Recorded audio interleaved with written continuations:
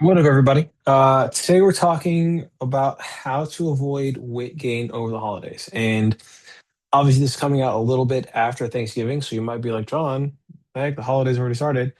There are a lot of holidays between the end of November to Christmas that you may or may not celebrate. So, yeah, there's someone over here or out there celebrating a holiday um, that may use this information that they might find helpful. But hey, guys, how to avoid weight gain over the holidays. So about me, my name is John Brown. I'm the owner and founder of Empirical Fitness. We're based out of Austin, Texas. We do have virtual and remote coaching options that we do use. But yeah, locally, that's where I am, Austin, Texas. These are ways that you can find me. It's my email, my IG. Uh, that's the URL to the Nerds Who Lose Weights Facebook group. Definitely want to come check me out. I go live in there weekly to talk about how fitness can relate to nerd stuff, and of course, like my Twitter, my TikTok. So holiday weight gain. This is like an issue because a lot of people don't know the statistics surrounding holiday weight gain and why that can be kind of like unnerving, disturbing, and why and what and this information may motivate you to then take positive decisions for your own health. So something that I found wild was 50 to 90% of weight gain seen over the course of an entire year actually occurs over the holidays. Essentially, most people aren't going to gain weight until this time of the year. Now, people gain 1 to 2 pounds each year over the course of holidays, which technically isn't bad. However, the weight accrued over the holidays is never lost long term, meaning that if you're 20 and you gain 2 pounds every year until you're 30, you'll gain like 20 pounds. And once again, and if you do that till you're 40, that's 40 pounds, right? Like that can really start to stack up and put people at a disadvantage. So that's why holiday weight gain is, I don't call it a sensitive topic, but like a topic that we should be talking about and be aware of. We should all be attempting to avoid weight gain over the holidays. So what causes this? So we've got like four factors that I believe are behind the holiday weight gain. Of course, we have colder temperatures. Colder temperatures can do a few things besides obviously make you feel cold. You're less likely to be active when it's cold. You don't want to go outside because it's cold, and you may not after coming home from work. You may not then want to leave to either go play pickleball, go to the gym, or do whatever activities that you like to do that you were doing from spring to fall. So cold temperatures being less active. We have the overconsumption of food. Most holidays involve eating, not to a high degree, but like the overconsumption of food. You know what I'm saying? Like Thanksgiving, obviously turkey. I remember in college, I went home with my bro Justin Ship, and they said you physically cannot eat enough turkey to stimulate the response from tryptophan to make you pass out. But I don't believe it because I pounded turkey at Thanksgiving and passed out at the dinner table. And Justin was like, I was like, guys, I'm about to pass out. And I did. From what felt like a food coma and eating so much turkey. On top of that, overconsumption of food, and of course, back to poor time management. This is kind of a twofold thing. Like, um, once again, poor time management because, like, you get home, you get cozy. It takes you a while to get cozy, you get in your routine, then you got to disrupt that to then go work out. But also, you have cuffing season. Cuffing season, for all those who don't know, cuffing season is when it gets cold out and you want to be booed up with your significant other. And everyone knows that it's actually scientifically proven now that when you're in a relationship, you stop caring about your physique or your aesthetic as much. Both uh, people who find themselves being men or women or anywhere across the spectrum. If you are in a relationship, a committed relationship, you're less likely to care about your physique or your aesthetic. Because you're like, I bagged my baddie. What do I need to look good for? Kind of. So, what should we do about this dilemma that we have about the fact that we're all going to, or not, we're all, because I'm not, I win, but that 50 to 90% of people who gain weight over the hallways don't lose it. Like, what can we do about that? So obviously, I want to start helping people go in the right direction, and that's what this podcast episode and presentation is about. But what do you guys think is the right answer based off what your own knowledge is? Now, a couple of things that I've people when I've kind of had this topic of discussion with him.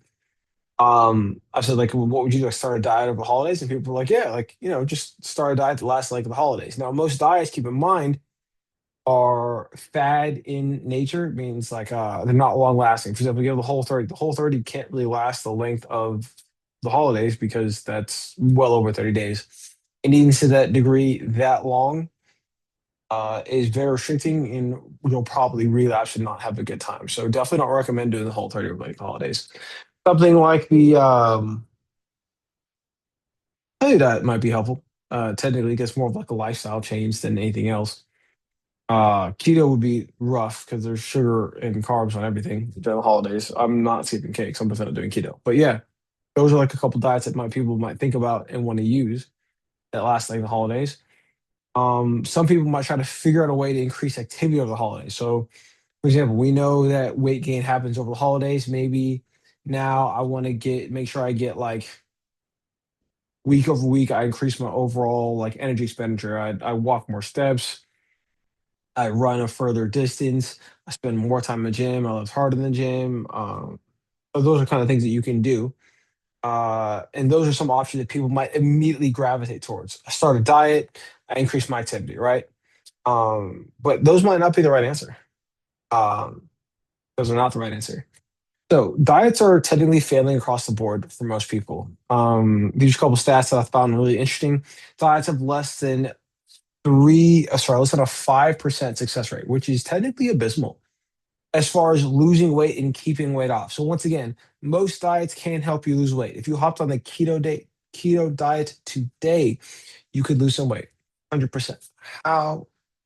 However, if you hop off the keto diet, that weight's coming back and it's coming back fast, right? So we got to think. When I say fail, I mean like a long-term duration, and no one wants to, or at least you shouldn't want to, lose weight, gain weight, lose weight, gain weight. That's called yo-yo dieting. That actually has a negative effect on your body metabolism. Not good. 33 to 66% of people body fat overshoot post diet. Body fat overshoot means that like, hey, um, give example, you do the whole 30 to prep for a wedding or a summer wedding or a summer trip or something like that. You lose 10 pounds. Cool. You gain the weight back quickly while you're on like post wedding or on your summer trip because you're not like, you're eating this all you can eat buffet, drinking all the time, stuff like that. So you end up going from like 10 pounds under, losing 10 pounds to gaining 12. So you're now 2 pounds over where you started. This should be an example of body fat overshooting that happens to 33 to 66% of dieters. That's nuts. Activity on its face alone fails. So don't get me wrong. Any kind of activity, weightlifting, whatever, will decrease all cause mortality, which means you are less likely to die. And don't get me wrong, I'm very much a fan of everyone being less likely to die. Like, please be active, please work out, please lift weights. But the problem was in the presence of ever increasing activity, your metabolism slows down. They call it metabolic adaptation. And what that means is so let's say you have your total daily energy expenditure, which is a few components. It's your like BMR, RMR, that's like your basal metabolic rate, like how much calories you burn, like at rest, just to keep the lights on, kind of thing. You have exercise activity, which kind of what we're talking about right here. You have non-exercise activity thermogenesis, which is like subconscious movement, non-exercise physical activity, which is more like pacing and stuff like that, which is also like subconscious. Boom, boom, boom. And then you have thermic effective food, TEF. These are all the components of your TDE, which stands for total daily energy expenditure, which essentially means your metabolism. It's your calories out in your body, right? And so what I said was, once again, we have our resting metabolic rate, our basal metabolic rate, and specifically our exercise activity. So if we increase our exercise activity, our resting metabolic rate, if we don't manipulate calories at all or change what our nutrition is doing, will actually lower in response to that. And that doesn't change. So the moment you start eating more, you're going to gain weight because your body has learned to slow your metabolism down in response to your exercise and activity habits. And in general, your TDEE, like your calories out, your exercise activity only contributes to you based on whether you're like you're a real sedentary or like a very physically active person, like 5 to 30%. And 30% may be higher, like in extreme examples like ultra marathon runners and stuff like that, right? Okay, cool. Like they're it might be more for them, but most of the people watching this presentation or listening to the podcast, not the case. So you might be going, oh, so what do I do? Do I diet and exercise activity alone? So obviously diets do work better than exercise. Won't lie. And activity once again does assist weight loss slash weight maintenance. Can't concur. But once again, diets by themselves fail. So combining them isn't necessarily the best strategy because what did we just learn from our diet statistics and data? Uh, Diets have a 5% success rate and 33 to 66% of people body fat overshoot. That's bad news. So even combining them might be a little bit of a flawed strategy. So the best answer, drum roll, is tracking your calories. If you've listened to my podcast before or seen like any number of my presentations, you probably know that tracking calories is the and not like a foolproof system because like obviously people can and companies and organizations can misstream how many calories you're eating, but it's a good foundation and a great place to start.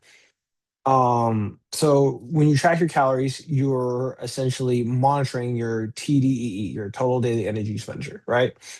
And it considers the five things we talked about. It considers your basic metabolic rate, which is like essentially like keeping the lights on as far as the calories required to do that. It requires, it considers your exercise and activity. It considers your NEAT and NEPA, which are once again these subconscious things that we do, movements and activities and acts that we do, like fidgeting and like pacing, stuff like that. And also considers the thermic effect of food, which is essentially the principle that not all macronutrients are equal, meaning that your like protein, for example, it costs more calories for the body to break down protein than it does fat. So not all calories are equal. So essentially tracking your calories and understanding like what your metabolism is and what your number is. Everyone has a number of how many calories they expend in a day. Like tracking your calories includes all of that. So we can use it strategically to prevent weight gain, and it can be altered at any time to ensure progress. So you're tracking your calories, you can move it up, down, whenever you need to ensure you're going in the right direction. So calorie tracking use. Let's say you're someone who hasn't seen this presentation, hasn't listened to my podcast before. You panic because Christmas is coming up. We're like, oh, Christmas is coming up. I'm gonna be one of those people who gained 2 pounds this year. I'm not gonna be able to lose it, right? This is it's not looking good, team. But you will remember listening to the podcast from the guy who hasn't named his podcast yet. That's me. And you're like, oh, wait a second. He told me to track my calories. So then you strategically eat under your baseline throughout the week to prepare for an event where you would overconsume food. Give yourself a little wiggle room. So after you essentially gorge yourself on Christmas Eve day or whenever you choose to gorge yourself, you still trend in the right direction within the next day or the next couple days because you prepared for it. This is why calorie tracking in use can be so useful. What matters most isn't the fact that you're being so rigid. It's the fact that you can manipulate your calories via your caloric balance. So essentially, your daily caloric balance does matter, but so does your weekly caloric balance. And I would say it matters just as much. So you can manipulate your day to day in order to keep your week even. So once again, why calorie tracking? It's less restrictive food strategy. Most diets are all strategies, including diets, that will force you to implement some kind of that with the goal of weight loss, if you will, or fat loss, will be restrictive. Keto keeps you away from carbs.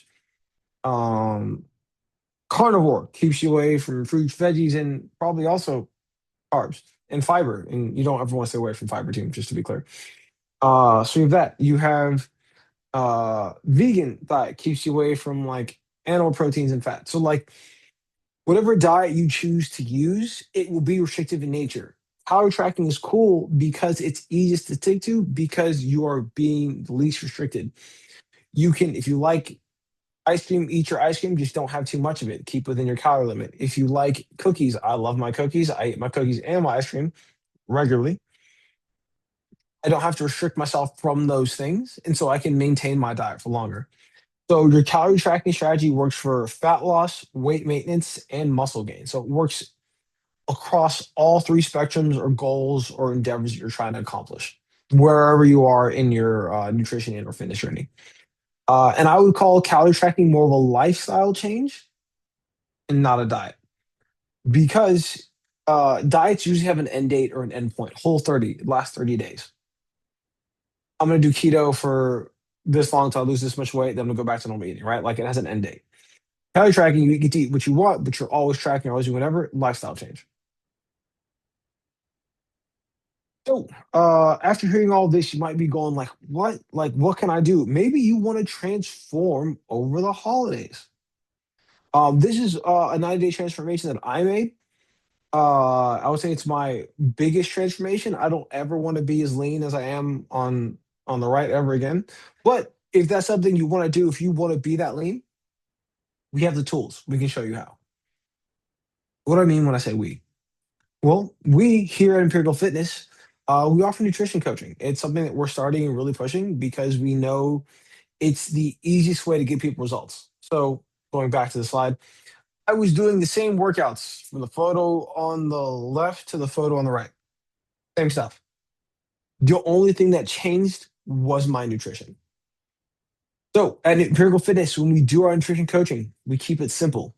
We do the math for you and we get you results. Easy. I don't like to make it complicated. I like to make your life as easy and simple as possible. That's why I prefer my life. So if you're stuck, if you're at a plateau, if you've been unable to lose weight on your own, if you're yo-yo dieting, if your diet strategies if you used in the past no longer work, A, try calorie tracking, but B, make it easy and try us here at Empirical Fitness. So this was a nice Google review that one of my nutrition clients actually wrote me. I don't know if you read it real quick. I can't recommend Empirical Fitness enough. John helped me realize I'd been seriously under eating. This isn't this kind of plays into what you'd feel like over the holidays as far as what's going on. But essentially, you could be under eating at your current body weight, which essentially messes up your metabolism, which gives you a smaller food window, which makes it harder to maintain your weight and or lose weight in the future. So reverse dieting is a strategy that I used with this client, and that's what she's talking about. And I walked her through how to refeed and reset her metabolism in a way that felt manageable and not overwhelming. Once again, calorie tracking plus reverse dieting equals good stuff.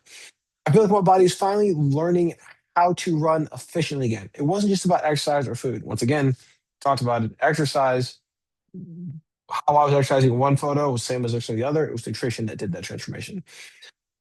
It was the way I explained things that made it all click.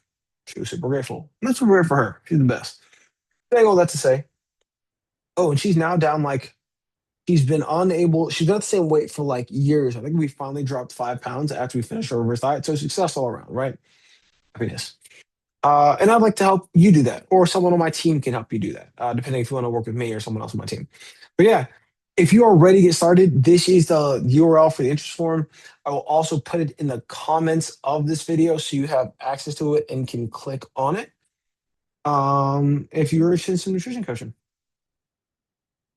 So thank you for joining me on another podcast episode. I really hope if you are someone who's been affected by or has gained weight over the holidays in the past, I really hope this PowerPoint slash podcast has equipped you with the skills needed to avoid weight gain over the upcoming holidays. And may the tools that you learned in this, may you take them from the holidays onwards. Because, like, once again, tracking calories is a lifestyle change, not a diet, not a like just for now kind of thing. Thank you for watching and or listening. Definitely feel free to contact me at empiricalfitnessgym.com or John at Empirical Fitness Gym if you want to shoot me an email. Once again, thank you for joining this podcast. I'll see you guys on the next one.